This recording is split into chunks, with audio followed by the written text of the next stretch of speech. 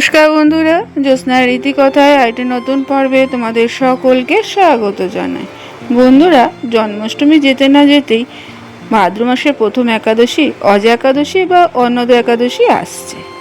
এই একাদশীর দিন নিজেদের মনস্কামনা পূর্ণ করার জন্য ভগবান বিষ্ণুকে কোন কোন রাশি জাতক জাতিকারা কি কি নিবেদন করবে তা আজকের পর্বে তোমরা জানতে পারবে। ভালো লাগলে অবশ্যই শেয়ার করে দিও, লাইক করে দিও, আর পাশে রাখা বেল আইকনটিকে প্রেস করে রেখো যাতে পরবর্তী ভিডিও নোটিফিকেশন সবার আগে তোমাদের কাছে পৌঁছে যায়। বন্ধুরা, সনাতন ধর্মে অজয় একাদশীর গুরুত্ব রয়েছে অনেকটাই। প্রতি বছর ভাদ্রপদ মাসে কৃষ্ণপক্ষে একাদশী তিথিতে পালিত হয় এই একাদশী। এবছর পড়েছে অর্থাৎ 2024 সালে পড়েছে 29শে আগস্ট। এই একাদশী ভগবান বিষ্ণুকে উৎসর্গ করা হয়। তাই ধর্মীয় বিশ্বাস অনুসারে ভক্তরা এই শুভ উপলক্ষে শ্রীহরির পুজো করে থাকে এবং তার জন্য উপবাসও করে থাকে।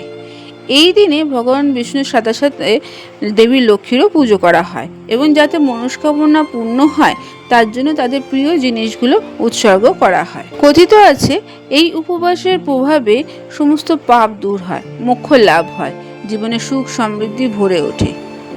তাই আসো আমরা আজকে জেনে নিই যে এই একাদশীর দিন কোন কোন জিনিস কোন কোন জাতক জাতিকারা ভগবান বিষ্ণুকে উৎসর্গ করতে পারবে। মেষ রাশির জাতকদের অজয় একাদশীর দিন শ্রীহরিকে লাল চন্দনের তিলক লাগাতে হবে।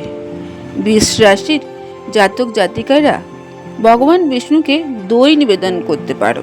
মিথুন রাশির জাতক জাতিকারা গঙ্গা জলে জল মিশিয়ে শ্রীহরিকে অভিষেক করতে পারো। আবার কর্কট রাশির যেসব জাতক জাতিকারা রয়েছে তারা দই ও চিনি একাদশীর দিন ভগবান বিষ্ণুকে উৎসর্গ করতে পারো। সিংহ রাশির যেসব জাতক জাতিকারা রয়েছে তারা শ্রীহরিকে মধু নিবেদন করো। কন্যা রাশির জাতক জাতিকারা ভগবান বিষ্ণুকে হলুদ বস্ত্র অর্পণ করো, এতে শুভ ফল পাবে। আবার তুলা রাশির যেসব জাতক জাতিকারা রয়েছে তারা ভগবান বিষ্ণুকে সুগন্ধি অর্পণ করো। বৃষ রাশির জাতক জাতিকারা ভগবান বিষ্ণুকে পঞ্চামৃত ও মধু একসঙ্গে নিবেদন করো। ধনু রাশির জাতক জাতিকারা ভগবান বিষ্ণুর উদ্দেশ্যে হলুদের তিলক লাগাতে পারো। আবার যেসব জাতক জাতিকারা মকর রাশি তারা শ্রী নারায়ণকে অপরাজিতা ফুল অর্পণ করো, দেখবে শুভ ফল পাবে।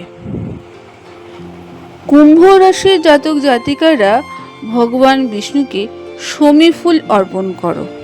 মীন রাশির জাতক জাতিকারা শ্রীহরিকে জাফরানের তিলক লাগাতে পারো, এতে তোমাদের মনে যত রকম ইচ্ছে আছে তা পূরণ হবে। আজকের পর্বটি এখানে আমি শেষ করলাম। এতক্ষণ আমার চ্যানেলটির পাশে থাকার জন্য এবং ভিডিওটি দেখার জন্য তোমাদেরকে অসংখ্য ধন্যবাদ।